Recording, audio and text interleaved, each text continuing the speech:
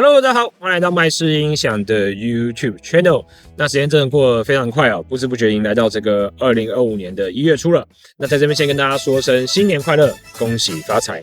那我相信很多人在经过这个2024年的沉淀，存了一整年的钱之后，就想说在2025年的年初买一样好的，不管是电脑显示卡、电脑萤幕，或是好的音响来犒赏自己。那我们今天要来开箱的呢，它便是能够迅速耗光你这个去年存了一整年私房钱的这个雅马哈的顶级的 NS 系列旗舰喇叭。好，同时呢，在这个1月中下旬呢，我会陆续的去把这个 CES 展览，因为这几天慢慢的像 Sony、三星、LG 或是一些电视的厂牌或家电的厂牌，他们有发一些新的产品，然后就会录制成精华新闻的模式来给大家看一下最新的消息哦。好，这个雅马哈 NS 旗舰的系列，其实最早我是想在今年应该说2024年的8月，就是那时候有个圆山音响展录制，因为那个时候他们要把最大对的这个雅马哈 NS 5000，然后 NS 2000A 的落地喇叭，NS 600A、800A 的书架喇叭都一起展示出来，然后还有雅马哈他们家的一个旗舰的前后级。这次的音响展之前，我是比较没有用心去听这个 NS 5000的这对喇叭的。就当然的，比较那时候 NS 600A 跟 800A 我也比较没有花时间听，我大部分听的是 NS 2000A。我觉得，也许很多人跟我一样，就是说，在以前呢，我卖音响的时候，我听到雅马哈的感觉就是说，如果今天我要买雅马哈音响，我可能是买他们家比较便宜的，假如说那种5、6万的剧院喇叭，然后买环绕扩大机啊。但如果你说我今天我有20几万的预算呢，我有40、50万的预算。好像不管是客人端或者是店家端，都会有一些想法，就是说，你今天预算到那么高了，你干嘛要去买雅马哈的这种音响？就他们家不是专门做高级音响的，那你干嘛要花这么多钱去买这个品牌的产品？这个观念一直到今年的圆山音响展，我在听了雅马哈 NS 5000这对喇叭之后，以及后来我陆续的在花时间去听这个 NS 600A、NS 800A 的旗舰系列的书架，所以我觉得这个观感。这个概念就整个在我脑海里面有点被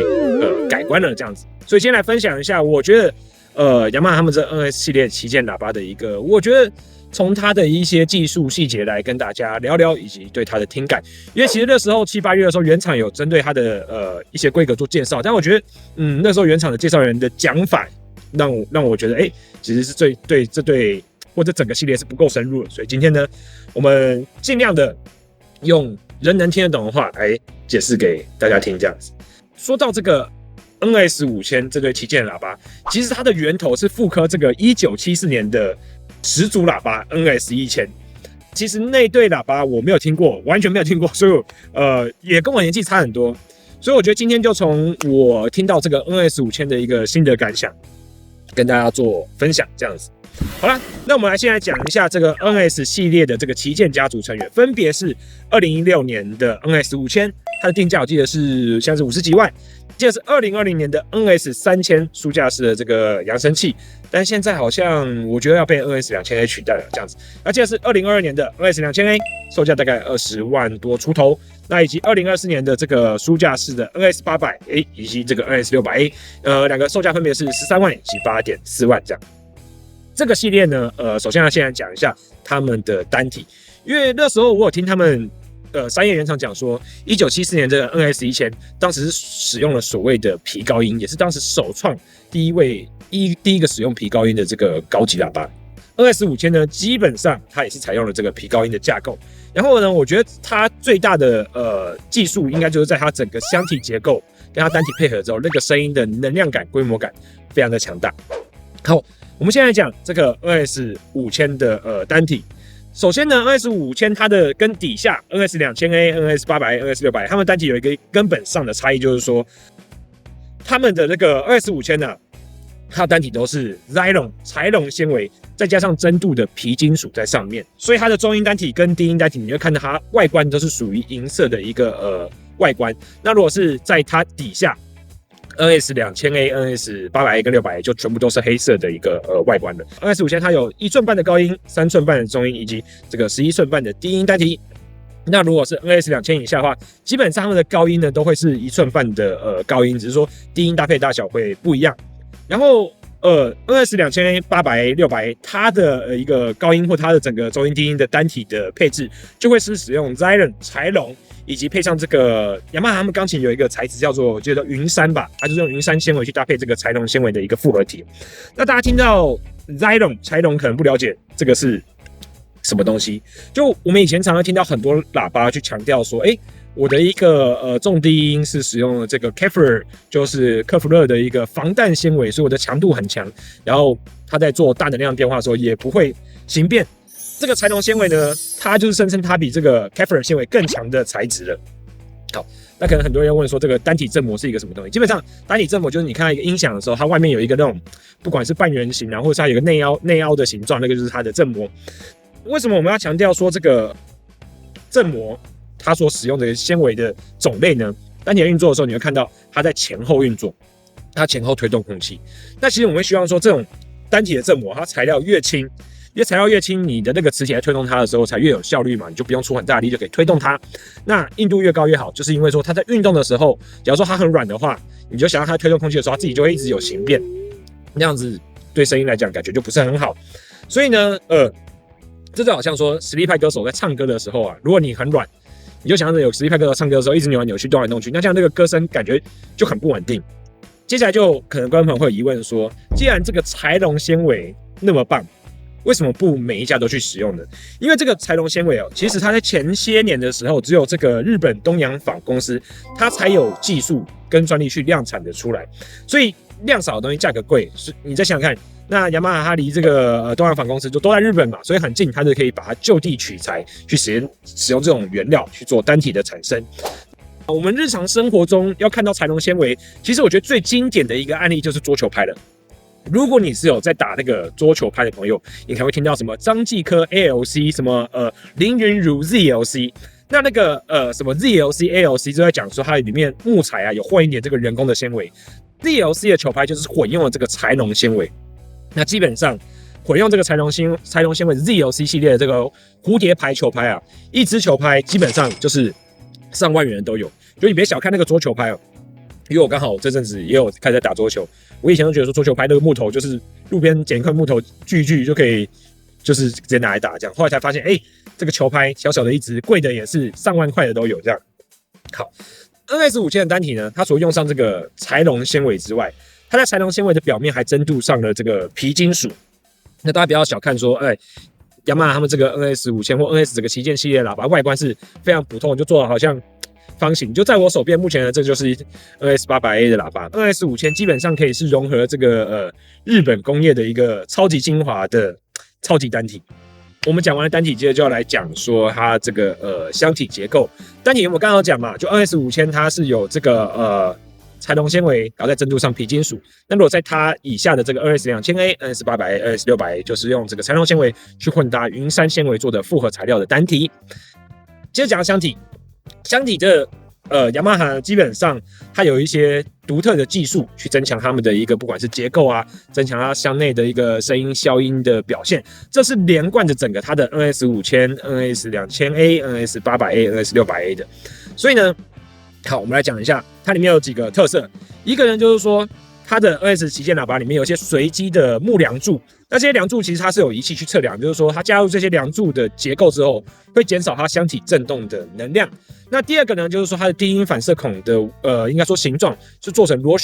旋状的，那这样就可以减少说这种反射式箱体的一个它在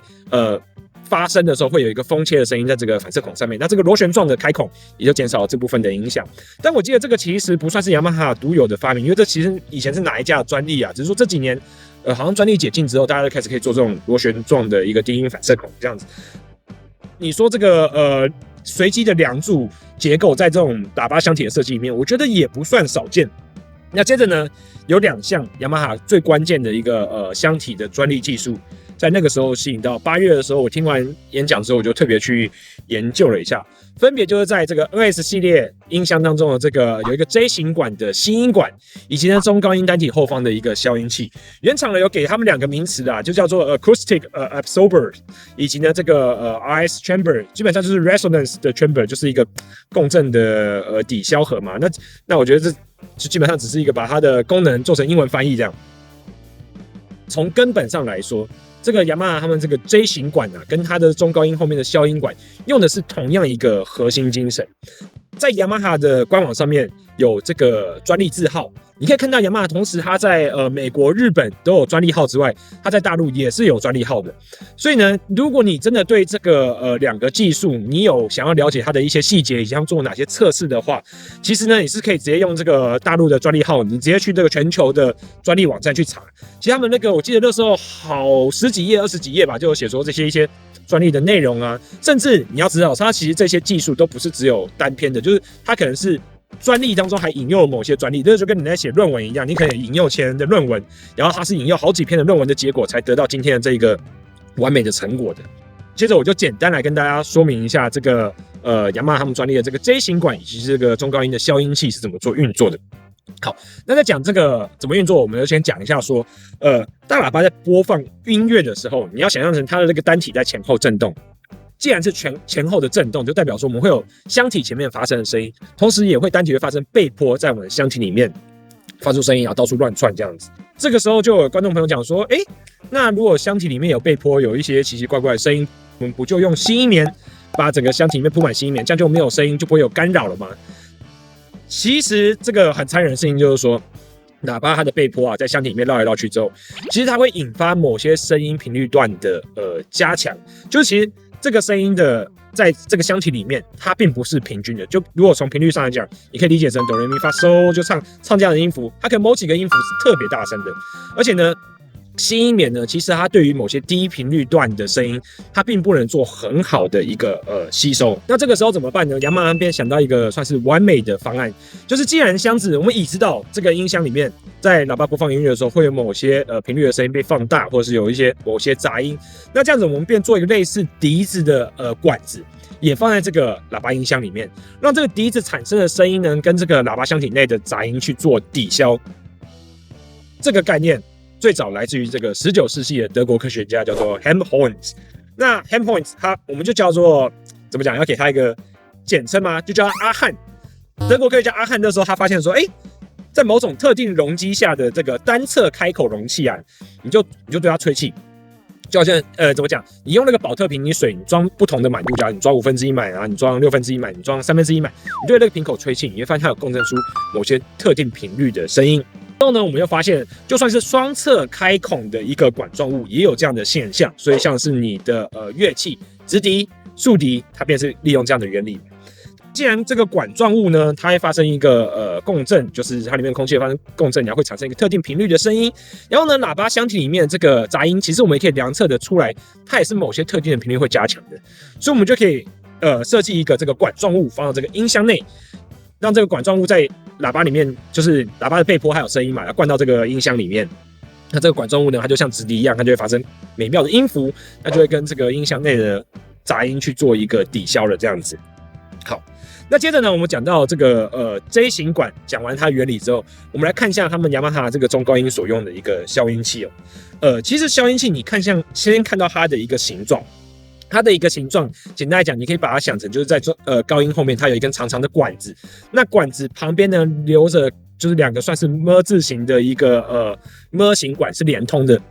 所以它看起来有点像乐器。在雅马哈这个专利说明书当中呢，其实它讲说高音的消音器，其实你就可以想成说它是一个长形的管子，配上2个 J 型管的搭配，然后呢，它在这2个 J 型管里面也加了一些吸音棉，所以可以让这个高音出来的声音啊，就跑到这个整个消音器里面就被做一个抵消。其实类似的设计啊，你在这个英国的一个经典音响品牌 B&W 上面，你也可以看到很类似的一个算是管状的结构。就 B&W 非常著名的那个800系列钻石高音，大家就会看到他们在每个喇叭上面有装一个类似麦克风的结构。雅马哈呢，其实他们这个消音器的效果呢，就是像这个 B&W 他们那个管状的结构嘛，只是他说他这个东西呢非常有趣，它两侧的那个类似么字形的管子，他那时候专利有讲说，其实它的形状是可以比较随意的，其实它重点在于说它的长度，因为它不同的长度会产生不同的一个声音的共振。所以就看你要怎么去跟你的那个高音单体后面的背波去做一个抵消。最后呢，就是雅马哈他们利用动画来展示他们的技术，就是说，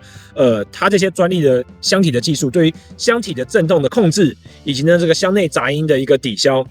我们就可以看到说，不管是利用这个多梁柱结构还是消音管，都可以对播放音乐中的喇叭产生到一个非常镇定的作用。好，然后这些精神的应该说这些专利的技术，我刚刚讲，它贯彻了整个 NS 系列，所以你不管是买最旗舰的 NS5000，或是买最入门的 NS600A 书架喇叭，它都是有用上的。接着呢，我们在讲说它的一个外观，他讲说其实你不要看它雅马哈这个外观做的形状还蛮方正。他讲说他的这个钢琴烤漆啊，基本上就是用雅马哈加3叶钢琴是一样的工序。因为他说他们这个烤漆的一个厚度，他们也是有研究过。因为你想想看，他们做钢琴这个烤漆也是会影响声音的嘛，所以他们对这个烤漆的厚度呢要做多厚，他们也是有特别去做一个完美的比例。好，所以呢，加上它的这个后面的雅马哈后面这个端子啊，其实也是做的非常的精美，就是他们自己弄的，所以整个看起来我觉得。这对喇叭，整个 NS 系列的喇叭，它的一个外观精致度是，虽然外形看起来可能对很多人来讲是很普通啊，但是我觉得，如果你是男生你就懂，就有些东西它外观看起来很普通，但是它摸起来的触感，它的整个东西的一些金属的一个精致度，这个是你近看的时候一摸一看你就知道了这样子。好，接着我再讲一下说 NS 系列，我觉得它一个最核心的一个精神就是说。其实你从它的产品线打造，你就会知道说他想要打造极致的一个量声道体验。为什么我会这么讲呢？因为你看到一般的音响厂商啦，他们在做这种旗舰的喇叭的时候，他们一定会出一个，假如说我今天出了一个量声道的，然后不同的阶级，我通常还会再补一个中置喇叭，我通常还会再补一个重低音喇叭。为什么？因为想想看，假如说旗舰喇叭，这个卖的不错啊，然后这个品相也都很好看啊，东西也做得很棒，客户反应很好的时候，这个时候全球可能就有些地区的经销商讲说，你这个原厂能不能帮我做一个？客人就说这个听音乐好棒哦，但如果今天他想看电影，他也想要用雅马哈这个旗舰的喇叭怎么办？那一般的音响厂商啊，一定是会配合当地经销商的要求，或者他配合产品的规划，他就简单的去做一个中置喇叭。因为简单来说，你中置喇叭可以拿你书架喇叭直接去魔改一下，装2只脚就可以给他推出了这样子。那重低音喇叭基本上你也就是拿你一些系列产品改一改，让客人有你不管是抓得到量声道的客人或剧院的客人，你都可以让他有相对应的一个选择这样子。但是呢，我觉得日本人有时候就是很固执，他在器材的分类上，或者他在产品的规划上，就是这个在雅马哈日本商业当中，它就是一个极致的量声道的一个器材，所以呢，固执的日本人是不会为了消费市场再去推出一个中置喇叭或者重低音喇叭去把它们搭成一个系列的这样子。好，那既然就是一个听感的分享。其实那个时候音响展的时候，我是用了这个雅马哈旗舰的前后级搭配他们家的这个 NS5000的旗舰喇叭，但我觉得对一般人来讲，可负担的应该是所谓的 NS600A、800A 以及 NS2000A 的一个10几万到20万的一个价位。所以我觉得这个系列喇叭都不算难推，就是以现代的喇叭来讲，遇到的它算是好推的。以 NS2000A、800A、600A 来讲，我用雅马哈他们家自家的这个 RN2000A， 就是一个10几万的综合的串流扩大机，我觉得推出来都应该说效果对我来讲都算是可以接受的。简单来讲，我觉得这系列的喇叭音设计给人就是第一个就是自然，第二个就是非常有规模感。什么意思呢？我觉得雅马哈他们这整个 NS 系列，你如果听古典乐，尤其是 NS600A、800A、2000A， 当然如果 NS5000到旗舰的话，我觉得它是比较扎实一点的。但是在2000A、800A、600A 这3个型号当中，我觉得他们听古典乐、听弦乐器、听一些吹管类的乐器，那个音色会让你觉得真的是怎么讲？非常的真实，加上我觉得他们这个系列对于整个厅堂感、空间感的演绎，就音乐在播的时候有一些回响的感觉，它也是做得非常的好的。然后再来我要讲一下说，我觉得它第二个特点就是能量感、规模感。就是有些喇叭你在听古典音乐的时候，你每个乐器会听得很清楚，但你会觉得它的整个乐团的能量感太少、太小，或者整个空间感播放起来，你听一些交响乐就是没有那么的恢宏。但是像我在听的时候，我用雅马哈他们这个 NS800A 的书架喇叭，然后我搭配其实也不贵的这个以扩大机中高阶品牌不贵的这个 RN2000A 去推，我觉得其实你听一些交响乐，以这种住家来讲，算是绰绰有余。然后你这样花的钱也不会很多，因为坦白讲，很多人觉得听古典乐就是要听百万音响嘛。但是我那个时候有稍微听一下这个 NS800A 配上 RN2000A 的组合，我觉得你现场要稍微搭配一下，其实你听音乐来讲都是非常足够的。但是要稍微讲一下，如果你对低音比较要求的人，就是 NS600A 这个最入门的，可能比较不适合，就你可能要加一个超低音这样去用。所以呢，我觉得这整个系列来讲，雅马哈这整个 NS 系列来讲，就是耐听，但是如果你把它拿来听一些摇滚音乐或电子音乐，我觉得相对来讲就有点不太适合，因为它的低音我觉得相对来讲是没有那么快速的，音色比较自然。你拿来听那些重金属或摇滚乐，我觉得听起来有点就是非常奇怪这样子，就是。所以我觉得你在这系列的重点上，我会推荐几个组合。首先，当然 NS5000那一阶级，我觉得那没有什么好讨论的，因为你预算有到，其实你就看你扩大机想要搭个20-30万，或想要搭个50-60万，想要搭前后机还是想要搭综合扩大机，我觉得那就是钱预算的问题。那接着就是在所谓的 NS2000A 以及800A、600A 怎么去做选择。首先，我觉得800A 跟2000A，我觉得这两个选的话，如果预算比较有限制的话，800A 以室内来讲是比较可能可以接受的。就是假如说你的钱刚好就是 NS2000A 配一个比较差的扩大机，跟 NS800A 配一个很好的10几万、20万的扩大机，也许我会比较偏向 NS800A 去搭比较好的扩大机这个组合。那相对来讲 NS600A， 我觉得低音就比较不够，所以如果也有一种玩法是说，假如说你还是很喜欢让它比较均衡一点，想要听一些电子的、听一些摇滚音乐，也许你可以用 NS600A 去搭一些重低音喇叭，或者说你没有听一个很大编制的乐团，假如说你就听 double bass， 你就听大提琴，你就听一些弦乐的室内乐，那3重奏、5重奏，那你也可以用 NS600A 去搭比较好的这个重低音喇叭，去加强低音的延伸，同时你在音色上也可以得到一个满足，这样子。其实呢，我觉得一般我们音响讲到这边都会有一个试听嘛，但其实呢，因为这一集我们的东西比较多，所以我觉得也趁这个阶段就做个调查，就是说大家会想，因为像我看他们日本有一些他们有些很有趣卖音响，不管是卖二手音响或卖新的音响，他会去录制一些他喇叭的录音。假如说常常看那种日本 JBL 的卖家，他会录一些那种叫什么空气录音，去做一些器材的比较。但是呢，如果录的话，我有一个想法，不知道大家怎么想。就如果大家喜欢我们单独立一集，假如说我们每一周呢去录一些4-5分钟的，假如说 B&W 的某个型号去对应这个雅马哈的某个型号，或是两个组合的器材去做对比，然后同样一首歌 A/B test， 然后我们每个礼拜选个4-5首歌，还是说大家喜欢在单一集数里面去看到，假如说20秒的一个 demo， 每一首歌然后选个4-5首歌这样去做，我不知道大家比较喜欢哪一种呈现的方式，所以如果你有什么想法，我觉得可以在YouTube 下方留言区跟我们分享一下。所以总结来讲，我觉得雅马哈 NS 系列啊，这个要给他一个结论，就是我在听完他们之后，其实我觉得，如果你预算有到，然后在这个价位，你很喜欢听古典音乐，你很喜欢听这种电影的配乐，然后呢，也不想花太高的，相对来讲比较高或太高的预算，我觉得这个 NS 旗舰系列，你可以说它以下犯上嘛，就是我觉得它相对来讲，如果你听的乐种是就是没有摇滚乐或者电子音乐的话，它相对来讲是比较有 CP 值的选择。好啦，所以呢，我们全系列都有展示，那欢迎大家就是有空来我们麦斯音响听一下他们家这个日本商业旗舰的 NS 系列喇叭。我是 Alan， 这次的节目就到这边，我们下次见喽，拜拜。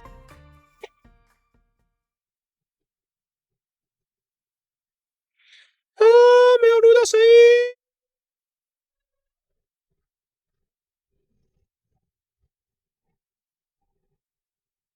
没有录到声音，没有录到声音。